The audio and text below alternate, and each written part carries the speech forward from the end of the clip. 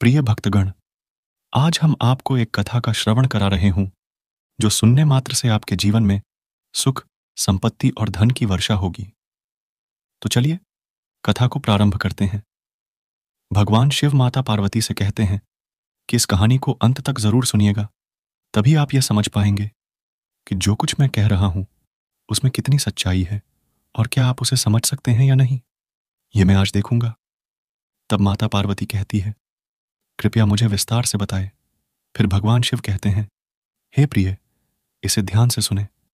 अगर आप यह कहानी सुन रहे हैं तो पूरा सुनिए। इस कथा को आधा अधूरा छोड़कर जाने की गलती मत करिएगा, क्योंकि इस पवित्र कथा को पूरा सुनने से मनचाहा फल की प्राप्ति होगी। इसलिए इस कथा को पूरा सुने। आप शिव भक्त हैं तो भोलेनाथ का अनादर न करें। बहुत समय पहले की बात है। किसी नगरी में एक युवक रहा करता था। वह युवक अपने जीवन से बहुत दुखी था। वह बहुत परेशान रहता था। उसके दुखों का असली कारण वह अपनी पत्नी को समझता था, अपने परिवार वालों को समझता था, क्योंकि उसकी पत्नी की वजह से उसके घर में हमेशा क्लेश होता है, झगड़े होते और हमेशा इधर उधर की बातें होती। उसके परिवार वाले और उसकी पत्नी हमेशा झगड़ते रहते, लड़ते रहते, जिस कारण वह व्यक्ति बहुत चिंतित रहता। उसे यह समझ नहीं आता कि आखिर वह अपने घर के इस क्लेश को किस तरह से दूर करे, अपने परिवार में होने वाले इन झगड़ों को वह किस तरह से खत्म करे। कभी कभी तो उसके मन में यह तक ख्याल आता कि यदि मैंने इस लड़की से शादी न की होती तो शायद मेरे घर में शांति होती। मुझे तो उस लड़की से शादी कर लेनी चाहिए थी जिसे मैं पसंद करता था। वह बहुत ही सुशील और समझदार थी। वह अवश्य ही मेरे घर को संभाल लेती। यदि वह मेरी पत्नी होती तो मेरे घर में इस तरह रोज रोज क्लेश न होता और मैं भी एक सुखी जीवन जी रहा होता। एक दिन वह व्यक्ति घर में झगड़े के कारण अपनी पत्नी को डांट देता है, काफी खरी खोटी सुनाने लगता है। तभी उसके परिवार वाले बीच में आ जाते हैं और उसकी पत्नी को उसे बचाने का प्रयास करते हैं। लेकिन वह व्यक्ति अपने क्रोध में आकर अपनी पत्नी से बहुत कुछ कह देता है, जिसके कारण उसे बाद में अत्यधिक पछतावा होता है। उसे अपनी गलती का एहसास होता है, जिस कारण वह घर से निकलकर पास के एक शिव मंदिर में जाकर बैठ जाता है और भगवान शिव को कोसने लगता है। हे भगवान शिव, आपने मेरे साथ ऐसा क्यों किया? क्या मुझे सुखी जीवन जीने का कोई अधिकार नहीं?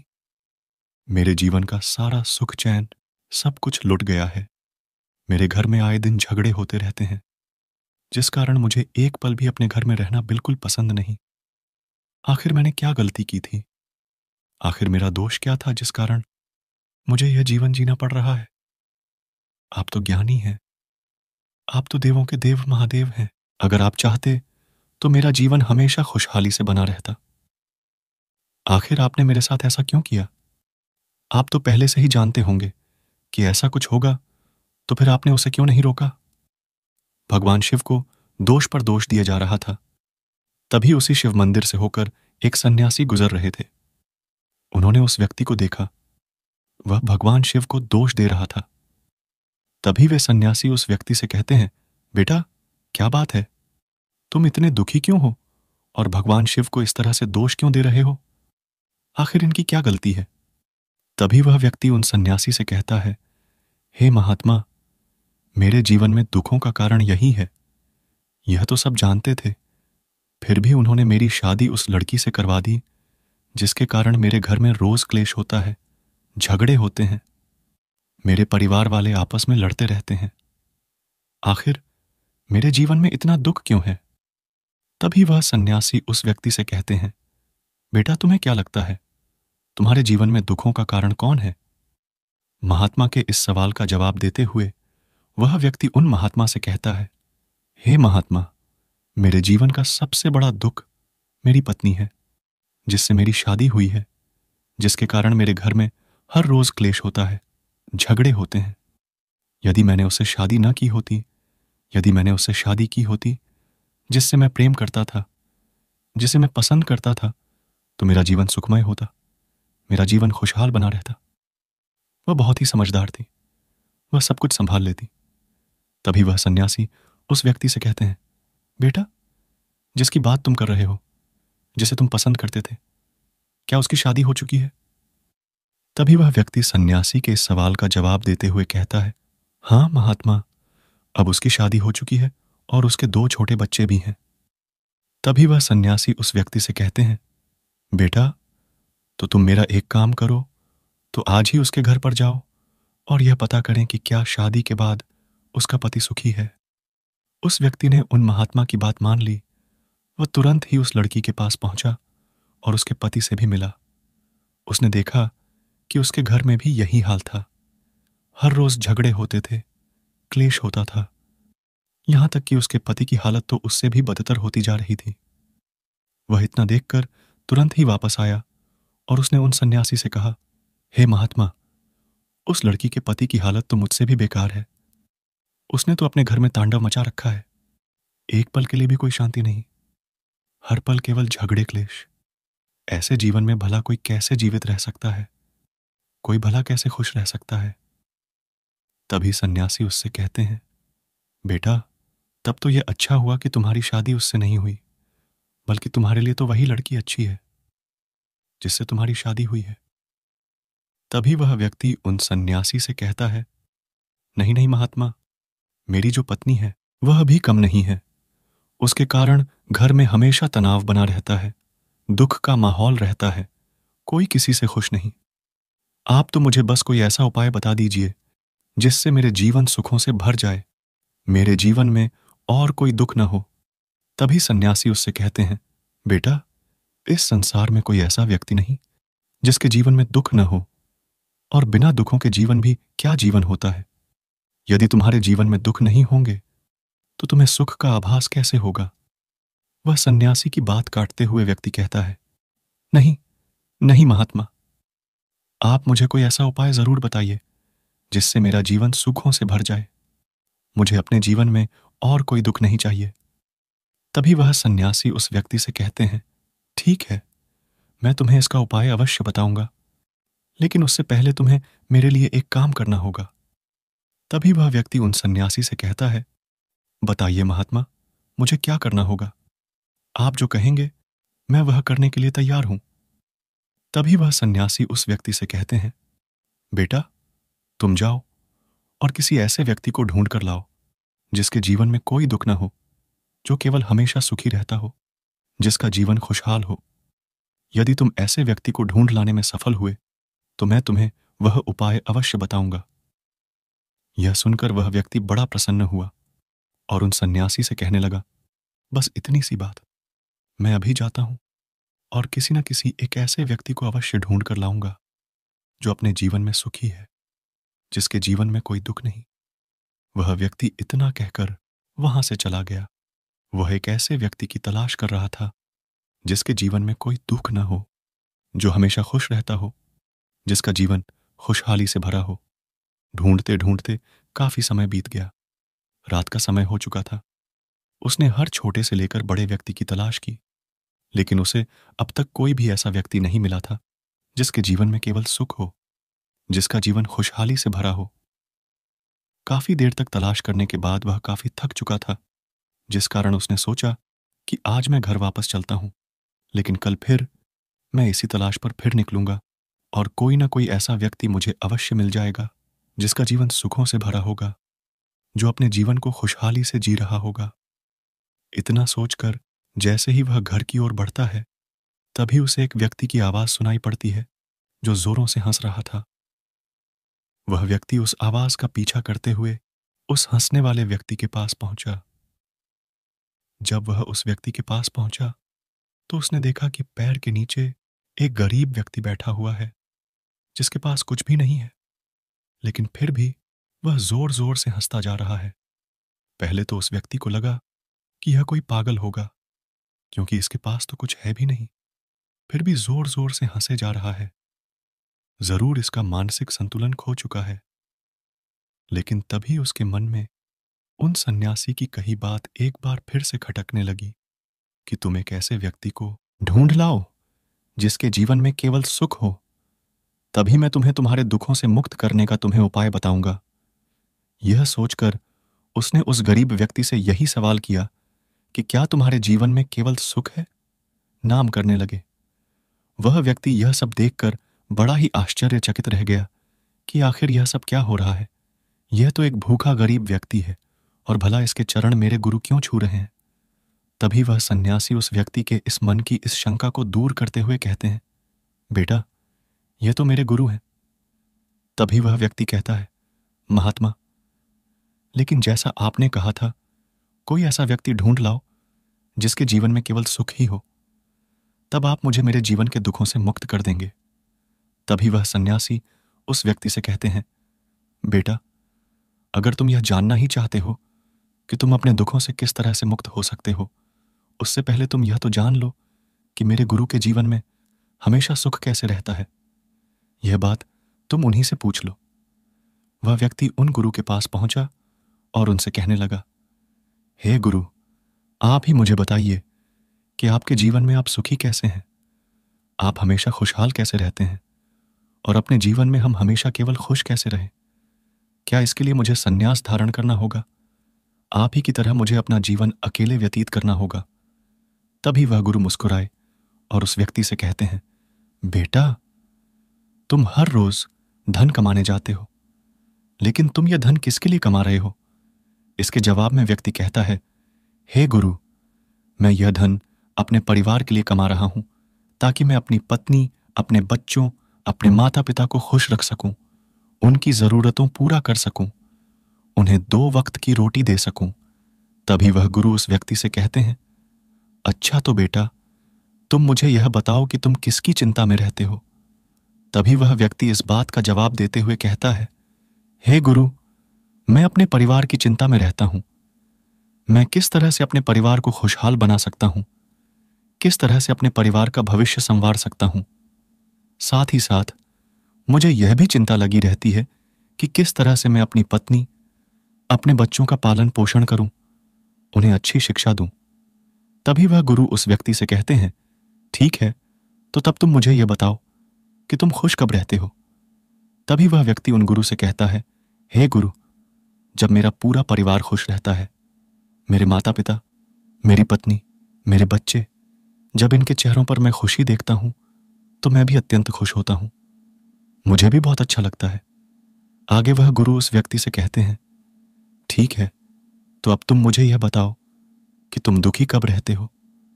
तभी वह व्यक्ति गुरु को इस बात का जवाब देते हुए कहता है, हे गुरु, जब मेरे परिवार में झगड़े होते हैं, क्लेश होता है, जब ये लोग आपस में लड़ते झगड़ते हैं, एक दूसरे को पसंद नहीं करते, तब मुझे बहुत तकलीफ होती है, मेरा मन दुख से भर जाता है। तभी गुरु उस व्यक्ति से कहते हैं, बेटा, अगर तुम्हारे दुखों की वजह तुम्हारे परिवार वाले हैं, यदि वह तुमसे दूर हो जाएं, तो क्या तुम्हारी जिंदगी खुशहाल हो जाएगी? क्या तुम सुखी से अपना जीवन जी सकोगे? तभी वह व्यक्ति उन गुरु के इस सवाल का जवाब देते हुए कहता है, नहीं नहीं गुरु, यदि वह मेरे जीवन से चले गए तो मैं भला कैसे खुश रहूंगा? मैं तो और भी ज्यादा दुखी हो जाऊंगा, क्योंकि मैं उन सभी से प्रेम करता हूं, मैं उन सब की चिंता करता हूं। मुझे उनकी खुशी में अपनी खुशी नजर आती है, उनके दुख में मुझे अपना दुख नजर आता है। मैंने आज तक जो कुछ किया है और जो कुछ कर रहा हूं, सब उन्हीं के लिए तो है। तभी वे गुरु उस व्यक्ति से कहते हैं, ठीक है, तो क्या वह तुम्हारे जीवन में रहे, इससे तुम सुखी रहोगे? तभी वह व्यक्ति इस बात का जवाब देते हुए कहता है, हाँ हाँ गुरु, यदि वह लोग मेरे साथ रहे तो मैं हमेशा खुश रहूंगा। वह सब मेरी जिंदगी है, मैं उनसे प्रेम करता हूं, यह सब बिल्कुल सही बात है, लेकिन फिर भी न जाने क्यों मैं सुखी नहीं हूं, जबकि वह सब मेरे साथ हैं। फिर भी मुझे खुशी का एहसास नहीं हो पाता। तभी वह गुरु उस व्यक्ति से कहते हैं, बेटा, वह सब तो तुम्हारे साथ ही है, तो फिर तुम दुखी क्यों रहते हो? तुम्हें तो खुश रहना चाहिए। तभी वह व्यक्ति इस बात का जवाब देते हुए कहता है, हे गुरु, यदि वह सब मिलजुल कर रहें, आपस में खुशी खुशी रहें, एक दूसरे से प्यार करें, तो मेरी जिंदगी खुशहाल हो जाएगी और मैं भी हमेशा खुश रह सकूंगा। तभी गुरु उस व्यक्ति से कहते हैं, तो बेटा ऐसा कैसे होगा? इस सवाल के जवाब में वह व्यक्ति उन गुरु से कहता है, हे गुरु, ऐसा तब हो पाएगा जब ये सभी मेरी बात मानेंगे, मेरी बात सुनेंगे, समझेंगे। यह बात सुनकर वह गुरु जोर से हंस पड़े और उस व्यक्ति से कहते हैं, जरा देखो तो अपने आप को। तुम धन भी दूसरों के लिए कमा रहे हो, तुम्हें चिंता भी दूसरों की है। दूसरे सुखी हो तब तुम सुखी हो, दूसरे दुखी हैं तब तुम दुखी हो। तुम्हारा सुख दुख, क्रोध, प्रेम, नाराजगी, सब कुछ तो दूसरों पर ही निर्भर करता है। जिन्हें तुम चाहते हो, जिन्हें तुम प्रेम करते हो, जो तुम्हारे पास रहे, तब भी तुम दुखी हो। जो तुमसे दूर चले जाएं, तब भी तुम दुखी हो। और तो और, तुम यह तक चाहते हो कि वे सब तुम्हारी बात माने। लेकिन बेटा, जिस तरह से तुम यह सोच रहे हो कि वह तुम्हारी बात माने, वह भी तो यही चाहते हैं कि तुम उनकी बात मानो। और जब हर कोई यही चाहता है कि एक दूसरे उसकी बात मानने लगे, तो जीवन में भला सुख कहां रह जाता है। तुम्हारा सारा जीवन केवल दूसरों पर निर्भर है। तुम अपने जीवन को किस तरह से जीतोगे, तुम्हारे जीवन में किस तरह का भाव उत्पन्न होगा, यह सभी दूसरे ही तय कर रहे हैं। वह चाहे तो तुम्हें खुश कर सकते हैं और चाहे तो तुम्हें दुखी कर सकते हैं। लेकिन यह तो तुमने दूसरों के लिए जीवन जिया, अपने लिए तुमने क्या किया। उन गुरु की यह बात सुनकर वह व्यक्ति सोच में पड़ गया। काफी देर सोच विचार करने के बाद जब उसे कुछ समझ नहीं आया, तो वह उन गुरु के चरणों में गिर पड़ा और उनसे कहने लगा, गुरु, आप ही मुझे कोई राह बताइए, मुझे तो कुछ भी समझ ही नहीं आ रहा। आप सही कहते हैं, मेरा पूरा जीवन दूसरों पर निर्भर हो गया है। मैंने अपने लिए आज तक कुछ किया ही नहीं। मैंने अपने लिए अपने जीवन को जिया ही नहीं और न ही अपने लिए आगे जी रहा हूं। अभी तक तो मेरे मन में बस एक ही विचार था कि मैं जो कुछ कर रहा हूं, जो कुछ मैं आगे करने वाला हूं, वह सब मेरे लिए है। पर ऐसा बिल्कुल नहीं है। मैं तो सब दूसरों के लिए ही करता जा रहा हूं। पर हे गुरु, वह भी तो मेरा परिवार है, वह तो मेरा संसार है। तो क्या मुझे अपने परिवार को छोड़ देना चाहिए? क्या मुझे अपने उस संसार को छोड़ देना चाहिए? क्या मैं भी आपकी तरह सन्यासी बन जाऊं? तभी मैं अपने जीवन को जी सकूंगा। क्या आप मुझसे यही चाहते हैं? उस व्यक्ति की यह बात सुनकर वह गुरु एक बार फिर से जोर से हंस पड़े और कहने लगे, नहीं बेटा, मैं तुमसे यह बिल्कुल नहीं चाहता। मैं तो बस तुमसे इतना चाहता हूं कि तुम मेरी बात को अच्छी तरह से समझो। तुम्हारे दुखों का कारण यह है कि तुम्हारे दुख सुख, तुम्हारी सारी भावनाएं कोई और नियंत्रित कर रहा है। तुम्हारी सारी भावनाएं दूसरों पर निर्भर करती हैं। हम हमेशा बाहर की ओर जीते रहते हैं और उसी में हमेशा के लिए खो जाते हैं, और इसी तरह से हम अपना पूरा जीवन व्यतीत कर देते हैं। मैं तो बस तुमसे इतना कहना चाहता हूं कि तुम धन अवश्य कमाओ, चिंता भी अवश्य करो, पर तुम इस चिंता में मत लगे रहो कि लोग तुम्हारी बात मानते ही नहीं, लोग तुम्हारी बात समझते ही नहीं। लेकिन उससे ज्यादा जरूरी यह है कि तुम अपनी बात मानो। तुम अपने आप पर ध्यान दो, अपने आप को पहचानो, अपने आप को ऐसा बनाओ कि कोई भी दूसरा तुम्हारे सुख और तुम्हारे दुख, अर्थात तुम्हारी भावनाओं को प्रभावित न कर सके। एक बार के लिए यह सोचकर देखो कि तुम्हारे जीवन का क्या लाभ, जब तुम्हारी भावनाएं तुम्हारे वश में हैं ही नहीं, जब तुम्हारा जीवन कोई और नियंत्रित कर रहा है।